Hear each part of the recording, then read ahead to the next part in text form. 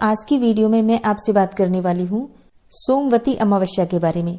वैसे तो अमावस्या तिथि प्रत्येक मास में आती है, लेकिन सभी अमावस्या तिथि में मौनी अमावस्या और सोमवती अमावस्या को सबसे श्रेष्ठ माना जाता है। जो अमावस्या तिथि सोमवार के दिन आती है उसे कहा जाता है सोमवती अमावस्या।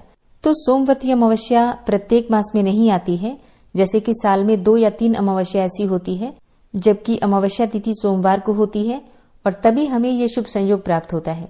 और साल 2024 की अंतिम अमावस्या तिथि सोमवार के दिन पड़ रही है, तो इसे सोमवती अमावस्या कहेंगे। तो आज की वीडियो में आप जानेंगे कि सोमवती अमावस्या कब है, अमावस्या की तिथि कब प्रारंभ हो रही है, कब समाप्त हो रही है, और कई भक्त हैं जो कि अमावस्या तिथि का व्रत धारण करते हैं, तो उन्हें अमावस्या का व्रत कब धारण करना है। वैसे सोमवती अमावस्या सबके लिए विशेष होती है। विशेषकर सौभाग्यवती महिलाएं आज के दिन व्रत धारण करती हैं और पूजा करती हैं, अखंड सौभाग्य के लिए प्रार्थना करती हैं। तो स्नान, दान, व्रत, पूजा का शुभ मुहूर्त क्या होगा और सोमवती अमावस्या को क्या करना चाहिए, क्या नहीं करना चाहिए, संपूर्ण जानकारी आपको आज की वीडियो में शेयर करूंगी। तो बहुत महत्वपूर्ण है आज की वीडियो, पूरा जरूर देख लीजिए। वीडियो अच्छी लगे तो इसे लाइक भी जरूर कीजिए, क्योंकि आपके लाइक्स, आपके कमेंट्स मेरे लिए बहुत महत्वपूर्ण होते हैं। ये एकमात्र जरिया है जिनसे मुझे पता चलता है कि आपको ये वीडियो अच्छी लगती है और आपके लिए ये वीडियो उपयोगी है। तो अगर वीडियो अच्छी लगे तो लाइक तो जरूर ही किया कीजिए। सोमवती अमावस्या के दिन पवित्र नदियों में स्नान करना बहुत ही महत्वपूर्ण माना जाता है। ऐसा कहा जाता है कि अगर आप आज के दिन पवित्र नदी में स्नान कर पाते हैं, किसी भी पवित्र नदी में, तो इससे आपके पितरों की आत्माओं को शांति मिलती है।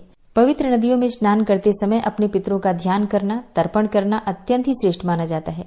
अब सभी के लिए संभव नहीं है कि वो गंगा में स्नान करे या किसी पवित्र नदी में स्नान करे, तो ऐसे में क्या करें, अपने घर में भी गंगा जल मिश्रित जल से स्नान कर लीजिए और फिर पितरों का तर्पण कीजिए। उनको स्मरण करते हुए उनके निमित्त आप दान करते हैं, जरूरतमंदों की मदद करते हैं, तो इससे आपके पितर प्रसन्न होते हैं।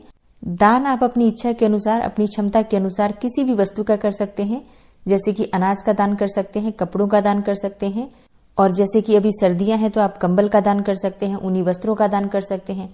ठीक है, किसी भी जरूरतमंद को आप दान करें, गरीबों को दान करें, तो इससे आपके पितरों की आत्माएं तृप्त होती हैं। चाहे तो आप ब्राह्मण को भी दान कर सकते हैं। ठीक है, मतलब अपनी इच्छा के अनुसार, अपनी क्षमता के अनुसार जब भी आप दान करते हैं तो उसके साथ आपको दक्षिणा स्वरूप में कुछ पैसे अवश्य रखने चाहिए, तभी आपके दान को सार्थकता मिलती है। शास्त्रों के अनुसार सोमवती अमावस्या के दिन हम कोई भी कर्म करते हैं, अच्छा या फिर बुरा, तो उसका फल हमें जन्म जन्मांतर तक प्राप्त होता है। इसलिए जितना हो सके शुभ कर्म करना चाहिए। किसी भी प्रकार से किसी की निंदा या फिर चुगली नहीं करना है। ठीक है, मांसाहार नहीं करना है, मतलब मांस, मदिरा इत्यादि का सेवन अगर आप नित्य के दिनों में करते भी हों, तो भी जब ऐसे शुभ दिन आते हैं तब आपको इस बात का ध्यान रखना है कि आपको ये सभी कार्य नहीं करना है। अच्छा, ऐसा कहा जाता है कि सोमवती अमावस्या के दिन आपको चना, मसूर दाल, सरसों का साग और मूली नहीं खाना चाहिए। इस दिन किसी का भी अनादर नहीं करना चाहिए। इसके अलावा कोई भी शुभ या फिर मांगलिक कार्य, जैसे कि शादी हो या फिर सगाई हो, वो भी सोमवती अमावस्या के दिन नहीं की जाती है। इस दिन कोई भी ऐसा काम नहीं करना चाहिए जिससे कि पितर नाराज हो, पितृदोष लगता है नहीं तो, और फिर जीवन में तमाम तरह की बाधाएं आती हैं।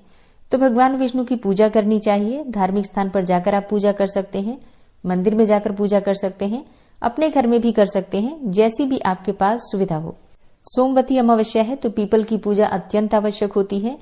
पीपल की 108 परिक्रमा की जाती है। सुहागिन महिलाएं विशेष रूप से सुबह जल्दी उठ जाइए और नित्य कर्मों से निवृत्त होकर स्नान कर लीजिए, साफ स्वच्छ वस्त्र धारण कर लीजिए।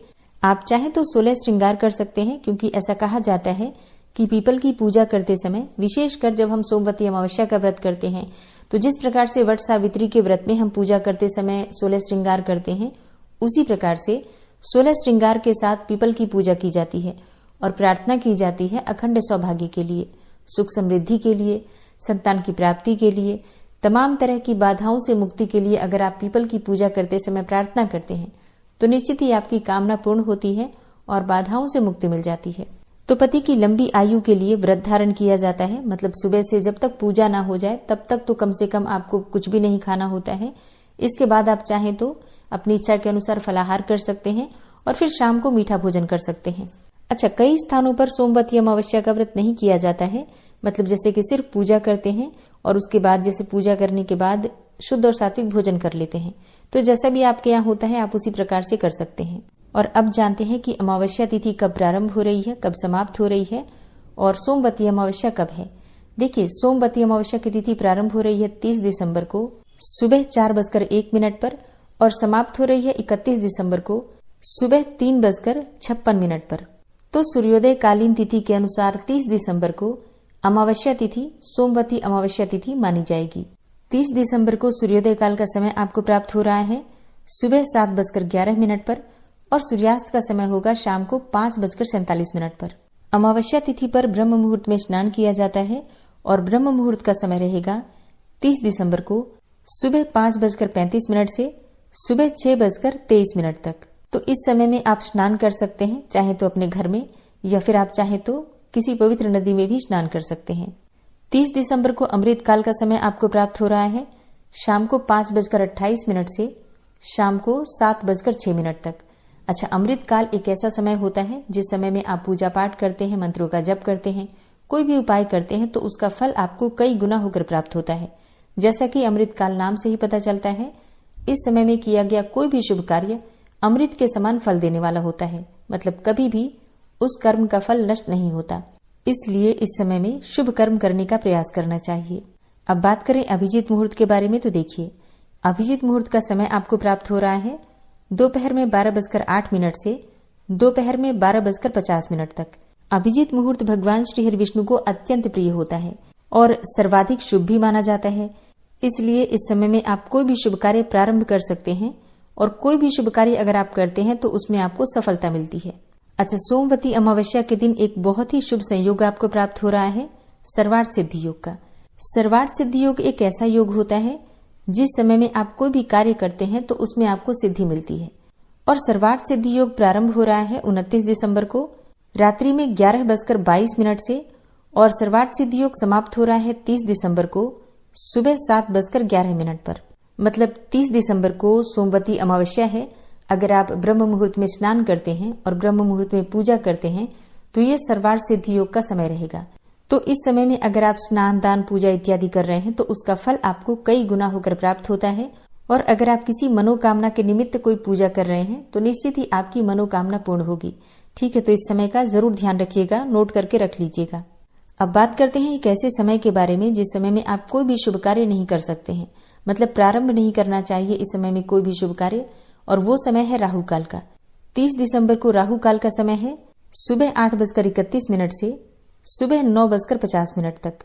तो जैसे पीपल की पूजा करना है, परिक्रमा करना है, तो आप लोग ध्यान रखिएगा राहु काल से पहले प्रारंभ कर लीजिए। फिर आप राहु काल में कर सकते हैं, कोई दिक्कत नहीं है, लेकिन राहु काल में पूजा प्रारंभ नहीं करना चाहिए। ठीक है, सोमवती अमावस्या की संपूर्ण पूजा विधि, व्रत की कथा और जो भी जानकारी चाहिए उसके लिए आने वाली वीडियो जरूर देखिए। कोई विशेष वीडियो देखना चाहते हैं तो कमेंट बॉक्स में जरूर लिखिए, जल्दी ही आपके प्रश्नों पर आपको वीडियो मिल जाएगी। आज की वीडियो आपको कैसी लगी कमेंट बॉक्स में जरूर बताइए।